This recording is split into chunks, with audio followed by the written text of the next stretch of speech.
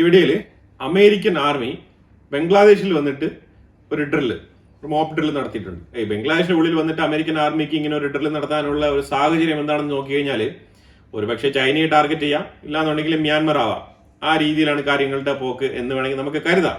പക്ഷേ ഇന്ത്യ ഇപ്പൊ ഇതിനകത്ത് ഏതെങ്കിലും രീതിയിൽ ഇതിനെക്കുറിച്ച് ചിന്തിക്കേണ്ടതുണ്ടോ എന്ന് ചോദിച്ചു കഴിഞ്ഞാൽ തീർച്ചയായിട്ടും നമ്മൾ ചിന്തിക്കണം. ചിന്തിക്കാതിരിക്കേണ്ട ആവശ്യമൊന്നുമില്ല. കാരണം ഇപ്പൊ ഇന്ത്യക്ക് ഇന്ത്യയുടേതായിട്ടുള്ള ഫ്രീ ഫോറിൻ പോളിസിയാണ് ഉള്ളത്. മൾട്ടിപോളാർ എന്നാണ് നമ്മൾ വിളിക്കുന്നത്. അപ്പൊ അതേപോലെ അമേരിക്കയും അവരുടേതായിട്ടുള്ള ആ ഒരു സ്ട്രാറ്റജിക്കൽ അപ്രോച്ച് എടുക്കുകയാണ്. ശരിക്കും ഞങ്ങൾക്കും ഫ്രീ പോളിസി ഉണ്ട്, അവരും മൾട്ടിപോളർ ആഗ്രഹിക്കുന്നു എന്ന് പറഞ്ഞു കഴിഞ്ഞാൽ നമുക്കൊന്നും പറയാനില്ല. അപ്പൊ ആ രീതിയിൽ അവരുടെ പൂർണ്ണ സ്വാതന്ത്ര്യം, അവർ ബംഗ്ലാദേശിൽ വന്നു, അവർ മിലിറ്ററി പരേഡൊക്കെ നടത്തി, അവർ എന്താ വെച്ചാൽ ചെയ്തോട്ടെ. നമ്മൾ അതിനെക്കുറിച്ച് കൂടുതലായിട്ട് ചർച്ചയാക്കുന്നില്ല. എന്തായാലും വാർത്ത വന്ന സ്ഥിതിക്ക് ഞാൻ നിങ്ങളെ അപ്ഡേറ്റ് ചെയ്തേ ഉള്ളൂ. ശരിക്കും ഇതിനകത്ത് അമേരിക്കയുടെ ഒരു കളിപ്പാവയായിട്ടുള്ള ഒരു താൽക്കാലിക ഉപദേഷ്ടാവാണ് അവിടെ ഉള്ളത്, ചീഫ് അഡ്വൈസർ മുഹമ്മദ് യൂനസ്. അപ്പൊ അതുകൊണ്ട് അമേരിക്ക വരാമെന്ന് പറഞ്ഞു കഴിഞ്ഞാൽ ഒരു പ്രീ ഷെഡ്യൂളിന്റെ ആവശ്യമൊന്നുമില്ല. നേരെ അങ്ങ് വന്ന് ഇറങ്ങുക, അത്ര തന്നെ. C-17 എയർക്രാഫ്റ്റ് എടുത്തുകൊണ്ട് നേരെ ബംഗ്ലാദേശിൽ ഇടുക, പ്രാക്ടീസ് നടത്തുക, പോവുക. പേര് എന്ത് വേണമെങ്കിലും വിളിക്കാം. ഈ യൂനസിന്റെ ഭരണം വന്ന ഉടനെ തന്നെ ഒരു മാസത്തിനുള്ളിൽ ചൈന ഇതേപോലെ വാർഷിപ്പുകൾ അവിടെ അടുപ്പിച്ച് ഇതേപോലെ ഒരു നേവൽ പരേഡ് നടത്തിയിട്ടുണ്ടായിരുന്നു. പക്ഷെ എന്തായാലും ഇന്ത്യയും ചൈനയും തമ്മിൽ ഇപ്പം കുറച്ച് ഭേദപ്പെട്ട റിലേഷൻഷിപ്പിലാണ് പോകുന്നത്. അപ്പൊ എന്തായാലും അതുകൊണ്ട് തന്നെ ഇപ്പൊ നമ്മൾ കൂടുതൽ അതിനെക്കുറിച്ച് ബേജാറാവേണ്ട ആവശ്യമില്ല എന്നാണ് മനസ്സിലാക്കാൻ പറ്റുന്നത്. മ്യാൻമറിനെ കുറിച്ച് പറഞ്ഞപ്പോഴാണ് റെയർ എർത്ത് എലമെന്റ്സ്, അതായത് ഫുൾ മാഗ്നറ്റിനെ കുറിച്ചുള്ള ഒരു തോട്ട് വന്നത്. ഇപ്പൊ നിലവിൽ നമ്മൾ അവിടെ റെയർ എർത്ത് എലമെന്റ്സുമായിട്ട് ബന്ധപ്പെട്ട കോൺട്രാക്ട് സൈൻ ചെയ്തിരിക്കുകയാണ് മ്യാൻമറിൽ. അപ്പൊ ആ സാഹചര്യത്തിൽ ഇപ്പം ഇന്ത്യക്കുള്ളിൽ ഹൊസൂറിൽ സിമ്പിൾ എനർജി എന്ന് പറഞ്ഞൊരു കമ്പനി, ഈ സിമ്പിൾ എനർജി കമ്പനി എന്താണ് ചെയ്തിരിക്കുന്നത്? ഇത് റിമാർക്കബിൾ ആയിട്ടുള്ള ഒരു അച്ചീവ്മെന്റ് ആണ്. ശരിക്കും നമുക്ക് ഇത് അൺഡിനേബിൾ ആണ്. അതായത് മാഗ്നറ്റ് ഇല്ലാതെ തന്നെ ഇലക്ട്രിക് മോട്ടോർ, ഇപ്പൊ ഈ ഇലക്ട്രിക് മോട്ടോർ കൊണ്ട് നമുക്ക് ബൈക്ക് ഓട്ടിക്കാം, അതുപോലെ തന്നെ ഇത് വികസിപ്പിച്ചെടുത്തു കഴിഞ്ഞാൽ കാർ വരെ ഓട്ടിക്കാം. മാഗ്നറ്റ് കൊണ്ട് മാത്രം ഇതുവരെ ചലിച്ചുകൊണ്ടിരുന്ന ഈ ഒരു മോട്ടാർ മാഗ്നറ്റ് ഇല്ലാതെ തന്നെ ഈ കമ്പനി ഒരു സ്പെഷ്യൽ മിശ്രിതം കണ്ടെത്തിയിട്ടുണ്ട്. ആ മിശ്രിതത്തിന്റെ സപ്പോർട്ടോട് കൂടി മാഗ്നറ്റ് കൊടുക്കുന്ന അതേ ഒരു പവർ കൊടുത്തുകൊണ്ട് ഈ മിഷൻ റൊട്ടേഷന് സഹായിക്കുമെന്നാണ് പറയുന്നത്. അപ്പൊ അങ്ങനെ ഈ ഒരു കമ്പനി ആ കണ്ടുപിടുത്തം നടത്തിയിരിക്കുകയാണ്. അവര് ആദ്യത്തെ ഇലക്ട്രിക് ബൈക്ക് ഈ മോട്ടോർ കൊണ്ട് തന്നെ നിർമ്മിച്ചിരിക്കുകയാണ്. അതാണ് ഇതിൽ ഏറ്റവും ഇമ്പോർട്ടന്റ്. ഇത് വളരെ ഇമ്പോർട്ടന്റ് ആയിട്ടുള്ള വാർത്തയാണ്.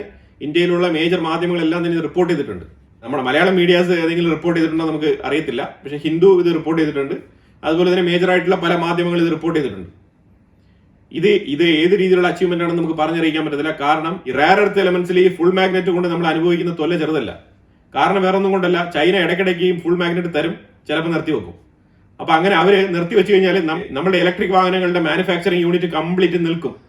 അതാണ് സംഭവിച്ചുകൊണ്ടിരിക്കുന്നത്. അവർക്ക് തോന്നുമ്പോൾ അവർ ഫുൾ മാഗ്നറ്റ് സപ്ലൈ ചെയ്യും, അവർക്ക് തോന്നുമ്പോൾ അവർ നിർത്തിവെക്കും. ആ സാഹചര്യത്തിൽ ഇങ്ങനൊരു മോട്ടോർ ഇതിന്റെ സ്കില്ല് ഡെവലപ്പ് ചെയ്ത് കൊണ്ടുവന്ന് ഇത് കൃത്യമായിട്ട് വെഹിക്കിളിൽ, അതായത് 4 വീലറിലൊക്കെ ഉപയോഗിക്കാൻ തക്ക രീതിയിൽ ഒരു ഡെവലപ്മെന്റിലേക്ക് ഇത് എത്തിക്കഴിഞ്ഞാൽ ഇന്ത്യ ഇപ്പൊ നടത്തിയത് ചെറിയൊരു അച്ചീവ്മെന്റ് ആയിട്ട് നമുക്ക് കണക്കാക്കാൻ കഴിയാത്ത ഒരു അവസ്ഥയിലേക്ക് എത്തിപ്പെടും. അങ്ങനത്തെ ഒരു റിമാർക്കബിൾ ആയിട്ടുള്ള ഒരു വിഷയമാണിത്. അപ്പൊ ഇന്നലെ ഇന്ത്യൻ പ്രൈം മിനിസ്റ്ററിന്റെ ബർത്ത്ഡേ ആയിരുന്നു, 75ാമത്തെ പിറന്നാൾ.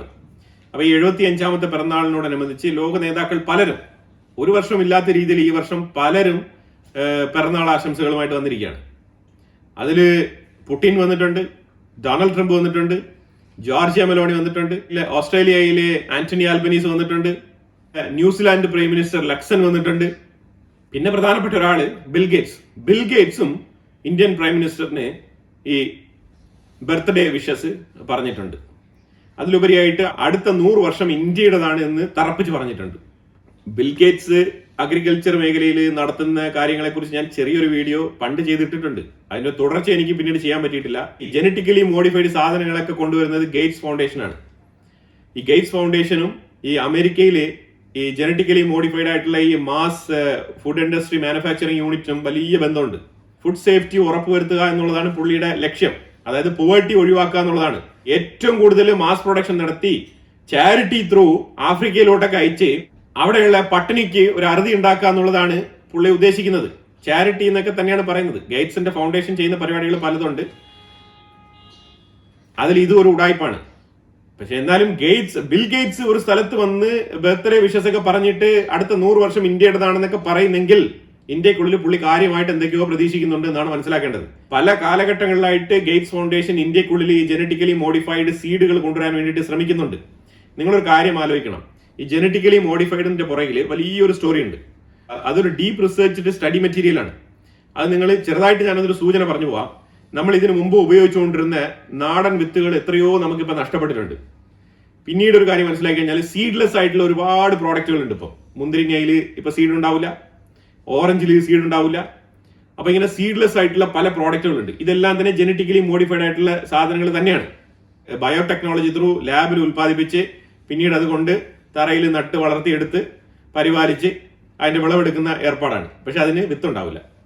ഇപ്പൊ ഈ ബിൽ ഗേറ്റ്സ് ചെയ്യുന്ന പരിപാടി എന്താണെന്ന് പറഞ്ഞാൽ, ഈ ബിൽ ഗേറ്റ്സിന്റെ ഗേറ്റ്സ് ഫൗണ്ടേഷൻ ഈ food safety, world food safety programme എന്ന് പറഞ്ഞുകൊണ്ട് ഇവർ കംപ്ലീറ്റ് വിത്തുകൾ ഇവർ ശേഖരിക്കുകയാണ്. ഇവരതിനെ മോഡിഫൈ ചെയ്ത് ഈ വിത്തുകളെല്ലാം തന്നെ ഇവരുടെ കൈക്കലാക്കും.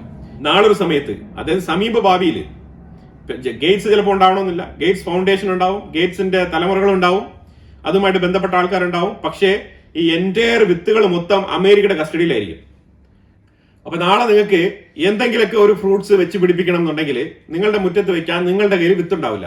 നല്ല രീതിയിൽ പൈസ കൊടുത്ത് മേടിക്കേണ്ട സാഹചര്യത്തിലേക്ക് നിങ്ങൾ എത്തിപ്പെടും. ഇപ്പൊ തന്നെ പരമാവധി വിത്തുകളൊക്കെ പൈസ കൊടുത്ത് മേടിക്കുന്നുണ്ട്. പക്ഷെ എന്നാലും അത് നമ്മുടെ നാട്ടിൽ അവൈലബിൾ ആണ്. പക്ഷെ നാട്ടിൽ അവൈലബിൾ അല്ലാത്ത സാഹചര്യത്തിലേക്ക് ഇത് മാറും. ഈ ജനറ്റിക്കലി മോഡിഫൈഡ് സാധനങ്ങളുമായിട്ട് ഇങ്ങനെ ഒരു ബന്ധമുണ്ട്. അതായത് ഈ ഫുഡ് സെക്യൂരിറ്റി ഉറപ്പുവരുത്താൻ വേണ്ടിയിട്ട് ഇതൊക്കെ സയന്റിഫിക് ആയിട്ട് ചിന്തിക്കുന്ന ആൾക്കാർ ഇതൊക്കെ ഓക്കെ ആണെന്നൊക്കെ പറയും. പക്ഷേ ഈ പാരമ്പര്യമായിട്ട് നിലനിൽക്കുന്ന കൃഷി എന്നുള്ളത് നശിക്കും, അത് നശിച്ച് തന്നെ പോവും. അതാണ് ഈ ഒരു ജനറ്റിക്കലി മോഡിഫൈഡ് കൊണ്ട് നമ്മളുടെ ഫുഡ് സെക്യൂരിറ്റി ഉറപ്പുവരുത്തുമ്പോൾ ഉണ്ടാകുന്ന ഒരു പ്രത്യാഘാതം. ഇനി ഇതൊരു വലിയ സബ്ജക്റ്റ് ആണ്, അതിലേക്ക് നമുക്ക് പിന്നീട് വരാം. ഞാൻ അടുത്ത വിഷയത്തിലേക്ക് കിടക്കാം. അതുപോലെ ബെഞ്ചമിൻ നെതന്യാഹുവും പ്രൈം മിനിസ്റ്റർ മോദിക്ക് ബർത്ത്ഡേ വിഷസ് അറിയിച്ചിട്ടുണ്ട്. അതുപോലെ തന്നെ പ്രൈം മിനിസ്റ്റർ മോദി എല്ലാവർക്കും തന്നെ അവരുടെ വിഷസ്, ഗ്രീറ്റിംഗ്സ് ഏറ്റെടുത്തുകൊണ്ടുള്ള ആ ഒരു നോട്ട് തിരിച്ചയച്ചിട്ടുണ്ട്. പാകിസ്ഥാന്റെ ഏറ്റുപറച്ചൽ, പാകിസ്ഥാൻ കൺഫെഷൻ ചെയ്തിരിക്കുകയാണ്. ശരിക്കും ഇന്ത്യയുടെ ആക്രമണം ശക്തമായിരുന്നു, അമേരിക്കയുടെ ഇടപെടൽ ഉണ്ടായിട്ടില്ല എന്നുള്ളത് ഒന്നുകൂടി പാകിസ്ഥാൻ ഉറപ്പിച്ചങ്ങ് പറയുകയാണ്. ഇഷാഖ് ദർ, പാകിസ്ഥാന്റെ ഡെപ്യൂട്ടി പ്രൈം മിനിസ്റ്ററാണ് ഈ ഒരു സ്റ്റേറ്റ്മെന്റ് പറഞ്ഞു വെച്ചിരിക്കുന്നത്. ഇന്നലെ അമിത് ഷായുടെ നേതൃത്വത്തിൽ ഒരു മീറ്റിംഗ് സംഘടിപ്പിച്ചിട്ടുണ്ടായിരുന്നു. ആ മീറ്റിംഗ് ശരിക്കും ഈ ഇന്ത്യക്കുള്ളിലുള്ള ഈ ഒരു മരുന്ന് കച്ചവട മാഫിയ, അതിനെതിരെയാണ് ഈ ഒരു മീറ്റിംഗ് സംഘടിപ്പിച്ചിരുന്നത്. അപ്പൊ ഏറ്റവും കൂടുതൽ ഇതിനകത്ത് കാര്യങ്ങളൊക്കെ ഡിസ്കസ് ചെയ്ത് പല രീതിയിലുള്ള സെക്യൂരിറ്റി മെഷേഴ്സ് ഉറപ്പുവരുത്താനുള്ള ഇൻഫർമേഷൻസ് ഒക്കെ കൊടുത്തിട്ടുണ്ട്. അതിൽ മെയിൻ ആയിട്ടൊരു വിഷയം ചർച്ചയ്ക്ക് വെച്ചത്, ഇതിനകത്ത് ആർമിയുടെ ഇൻവോൾവ്മെന്റ് ഉണ്ടായിരുന്നു ഒരു മീറ്റിംഗിൽ. അപ്പൊ അവർ അതിനകത്ത് ഒരു വിഷയം ഷെയർ ചെയ്തിട്ടുണ്ടായിരുന്നു. ഏറ്റവും കൂടുതൽ ഈ നിങ്ങൾ ഇമേജിൽ കാണുന്നില്ല, ഇതേപോലെ പാകിസ്ഥാന്റെ ഉള്ളിൽ നിന്നും ബോർഡർ കടന്ന് ഇതേപോലെ പാക്കറ്റുകളിൽ സേഫ് ആയിട്ട് പാക്ക് ചെയ്ത് ഡ്രോൺ മൂലം ഇന്ത്യക്കുള്ളിൽ കടത്തിവിടുന്നുണ്ട് എന്നുള്ളൊരു വാർത്തയും കൂടി വരുന്നുണ്ട്. അപ്പൊ ഇത് ഇന്ത്യൻ ആർമിയാണ് ഇതിനെക്കുറിച്ചുള്ള വിവരം കൊടുത്തത്. അപ്പൊ ഈ വിഷയത്തിലും ശക്തമായ നടപടി എടുക്കാൻ തന്നെയാണ് തീരുമാനിച്ചിരിക്കുന്നത്. അപ്പൊ ഇതിനകത്ത് നടപടി എടുക്കാനൊന്നുമില്ല. ബോർഡർ സെക്യൂരിറ്റി ഫോഴ്സ് കൃത്യമായിട്ട് ഇതിനെ മോണിറ്റർ ചെയ്ത് ഇതിനെ അടിച്ചു വീഴ്ത്തുക എന്നുള്ളതാണ്. അല്ലാതെ ഇപ്പൊ ഇതിനകത്ത് എന്താണ് ചെയ്യാൻ പറ്റുന്നത്? ഒന്നെങ്കിൽ ഇത് അയക്കുന്നവന് മനസ്സിലാവണം. അവന് ഈ തലച്ചോറിൽ ഇത് മനസ്സിലാവാത്തിടത്തോളം കാലം ഇത് ബോർഡറിന്റെ ഇപ്പുറത്ത് വന്നുകൊണ്ട് തന്നെ ഇരിക്കും. പാകിസ്ഥാന്റെ ഈ രീതിയിലുള്ള അക്സെപ്റ്റൻസ് പുറത്തു വന്നതോടുകൂടി ഇന്ത്യയുടെ ഓപ്പറേഷൻ സിന്ദൂറിന്റെ ആ ഒരു മൈലേജ് ഒന്നുകൂടെ ഉയരത്തിലേക്ക് പോവുകയാണ്. അപ്പൊ അതോടൊപ്പം ഇതിനകത്ത് എന്താണ് പ്രശ്നം എന്ന് പറഞ്ഞാൽ, അതായത് ചൈനയുടെ J-35 ഫൈറ്റർ ജെറ്റിനേക്കാളും ഇന്ത്യ ഉപയോഗിക്കുന്ന റഫേൽ F-4 കാറ്റഗറിയിൽ വരുന്ന ആ ഒരു വിമാനം മികച്ചതാണ് എന്നാണ് ഇപ്പോഴുള്ള റിപ്പോർട്ടും വിലയിരുത്തലും. ഇതാണ് നമ്മൾ മനസ്സിലാക്കേണ്ടത്. അപ്പൊ ഇനി അടുത്ത ഘട്ടത്തിലേക്ക് ഇന്ത്യ പോകുമ്പോഴത്തേക്കും ഇനി ഒരു 114 റഫേൽ ഫൈറ്റർ ജെറ്റുകൾ ഇന്ത്യ ഫ്രാൻസിൽ നിന്ന് മേടിക്കാൻ തീരുമാനിച്ചിട്ടുണ്ട്. അത് ഇന്ത്യക്കുള്ളിൽ തന്നെയാണ് മെയ്ഡ് ഇൻ ഇന്ത്യയുടെ ബാനറിൽ നിർമ്മിക്കാൻ തീരുമാനിച്ചിരിക്കുന്നത്. അത് 5th ജെൻ ഫൈറ്റർ ജെറ്റ് ആയിട്ട് മാറ്റിക്കൊണ്ട് M88 T-Rex എഞ്ചിനോടുകൂടി അത് നിർമ്മിക്കാനാണ് ഉദ്ദേശിക്കുന്നത്. അപ്പൊ അതായത് കുറച്ചുകൂടെ ത്രസ്റ്റ് എഫിഷ്യൻസിയും കൂടും. അതുപോലെ തന്നെ ഇത് 5th ജനറേഷൻ ആ ഒരു സ്റ്റെൽത്തോടുകൂടി നമുക്കൊരു മോഡേൺ ടെക്നോളജി കൈവരിക്കാൻ സാധിക്കും. ആ രീതിയിലാണ് ഡിഫൻസ് മിനിസ്ട്രി ഇപ്പം ഫ്രാൻസുമായിട്ട് സംസാരിച്ചുകൊണ്ടിരിക്കുന്നത്. ഫ്രാൻസ് ഇന്ത്യക്ക് ഒരു ടെക്നോളജി സോഴ്സ് കോഡ് സഹിതം ട്രാൻസ്ഫർ ചെയ്യാന്നാണ് പറഞ്ഞിരിക്കുന്നത് കേട്ടോ. അത് ഇന്നലെ എനിക്കൊരു കമന്റ് വന്നിട്ടുണ്ടായിരുന്നു, സോഴ്സ് കോഡ് ഫ്രാൻസ് തരില്ല എന്ന് പറഞ്ഞു എന്നൊക്കെ പറഞ്ഞുകൊണ്ട് ചെറിയൊരു വിഷയമൊക്കെ പരാമർശിച്ചിട്ടുണ്ടായിരുന്നു. അപ്പൊ അങ്ങനെ ഇതുവരെ ഫ്രാൻസ് സോഴ്സ് കോഡ് ഇന്ത്യക്ക് തരില്ല എന്ന് പറഞ്ഞൊരു സ്റ്റേറ്റ്മെന്റ് എവിടെയും വന്നിട്ടില്ല. അതൊക്കെ വെറും ഫേക്ക് നെറേറ്റീവ്സ് മാത്രമാണ്. പിന്നെ അതിലുപരിയായിട്ട് ഇതൊക്കെ വളരെ കോൺഫിഡൻഷ്യൽ ആയിട്ടുള്ള കാര്യങ്ങളാണ്. അങ്ങനെ എളുപ്പത്തിലൊന്നും സോഴ്സ് കോഡ് തരില്ല എന്നൊക്കെ പറഞ്ഞുള്ള വാർത്തയൊന്നും അങ്ങനെ പുറത്ത് വരില്ല. കാരണം സോഴ്സ് കോഡോട് കൂടി തന്നെയാണ് ഈ ഒരു എഗ്രിമെന്റ് ഇന്ത്യ സൈൻ ചെയ്തിരിക്കുന്നത്. ഇത് പ്രത്യേകിച്ച് പ്രൈം മിനിസ്റ്റർ മോദി കഴിഞ്ഞ ഫെബ്രുവരിയിൽ ഫ്രാൻസിൽ നേരിട്ട് പോയിട്ട് മാക്രോണുമായിട്ട് സംസാരിച്ച് ഈ ഒരു ഡീൽ ഉറപ്പിച്ചതാണ്. അപ്പൊ അതുകൊണ്ട് തന്നെ സോഴ്സ് കോഡ് കിട്ടാതിരിക്കാനുള്ള സാധ്യതയൊന്നുമില്ല. അതാണ് മനസ്സിലാക്കേണ്ടത്. ഇനി ഫ്രാൻസിലെങ്ങാനും ഇനി ഭരണ അട്ടിമറി വല്ല നടന്ന് ഈ ഒരു കമ്പനിയുമായിട്ട് എന്തെങ്കിലുമൊക്കെ പ്രത്യേക പ്രശ്നങ്ങളൊക്കെ സംഭവിച്ചാലേ ഉള്ളൂ ഇനി ബാക്കി കാര്യങ്ങൾ എന്തെങ്കിലും നമ്മൾ നോക്കി കാണേണ്ടത്. കാരണം അവിടെയും ഭരിക്കുന്നത് പൊളിറ്റിക്കൽ പാർട്ടിയാണ്. അപ്പൊ ഈ റഫേൽ എന്ന് പറഞ്ഞ ഈ ഡെസാൾട്ട് കമ്പനിയുമായിട്ട് മാക്രോണിന് എന്തെങ്കിലും ഇടപാടുകൾ ഉണ്ടെങ്കിലാണ് നമ്മൾ ഇതിനെക്കുറിച്ച് ചിന്തിക്കേണ്ടത്. മാക്രോൺ വളരെ ജെന്യൂൻ ആയിട്ടാണ് ഈ ഒരു ഡെസാൾട്ട് കമ്പനിയുമായിട്ടുള്ള ഡീലിംഗ്സ് ഒക്കെ നടത്തിയിരിക്കുന്നത് എന്നുണ്ടെങ്കിൽ നമ്മൾ ഒരിക്കലും പേടിക്കേണ്ട ആവശ്യമൊന്നുമില്ല. നമുക്ക് ഒപ്പുവെച്ച കരാർ പ്രകാരമുള്ള കംപ്ലീറ്റ് സാമഗ്രികൾ നമുക്ക് കിട്ടും. HAL-ന് 156 പ്രചണ്ഡ് ഹെലികോപ്റ്റർ നിർമ്മിക്കാനുള്ള ഒരു ഓർഡർ കൊടുത്തിട്ടുണ്ട്. 2033 40 പ്രചണ്ഡ് ഹെലികോപ്റ്റേഴ്സ് HAL ഇന്ത്യൻ ആർമിക്ക് ഡെലിവറി ചെയ്യും എന്നാണ് പറഞ്ഞിരിക്കുന്നത്. ഇത് HAL ഇത് പറഞ്ഞതുപോലെ ചെയ്യണം. ഈ ശരിക്കും തേജസ് ആ ഒരു ഫൈറ്റർ ജെറ്റിനെ പോലെ ജിയുടെ പേരും പറഞ്ഞ് തള്ളി നീക്കാൻ പറ്റത്തില്ല. കാരണം ഇവിടെ പ്രചണ്ഡിനെ സംബന്ധിച്ചിടത്തോളം എല്ലാ കാര്യങ്ങളും ഇവിടെ ഇന്ത്യക്കുള്ളിൽ തന്നെ ഉണ്ട് ഓൾറെഡി. അപ്പൊ അതുകൊണ്ട് തന്നെ 40 പ്രചണ്ഡ് ഹെലികോപ്റ്റേഴ്സ് 2033 ഇന്ത്യൻ ആർമിക്ക് കൈമാറുമെന്നാണ് പറഞ്ഞിരിക്കുന്നത്. ARM എന്ന് പറഞ്ഞൊരു കമ്പനി ഇത് സ്ഥിതി ചെയ്യുന്നത് ബാംഗ്ലൂരിലാണ്. ഈ ബാംഗ്ലൂരിലുള്ള ഈ ARM എന്ന് പറഞ്ഞ കമ്പനി ചിപ്പ് മാനുഫാക്ചറിംഗ് ഫാക്ടറി സ്ഥാപിക്കുകയാണ്. 2NM എന്ന് പറഞ്ഞ ആ ഒരു കാറ്റഗറിയിൽപ്പെട്ട ചിപ്പാണ് ഇവർ നിർമ്മിക്കാൻ ഉദ്ദേശിക്കുന്നത്. അപ്പൊ അതിന്റെ ഡിസൈനും കാര്യങ്ങളൊക്കെയാണ് തകൃതിയായിട്ട് റെഡിയാക്കി വെച്ചിരിക്കുന്നതായിട്ട് മനസ്സിലാക്കാൻ പറ്റുന്നത്. ഇതിന്റെ ബ്ലൂ പ്രിന്റ് റെഡിയാണ്. അപ്പം ഇതിനെക്കുറിച്ചുള്ള അനൗൺസ്മെന്റ് പറഞ്ഞത് IT മിനിസ്റ്റർ അശ്വിനി വൈഷ്ണവ് തന്നെയാണ്.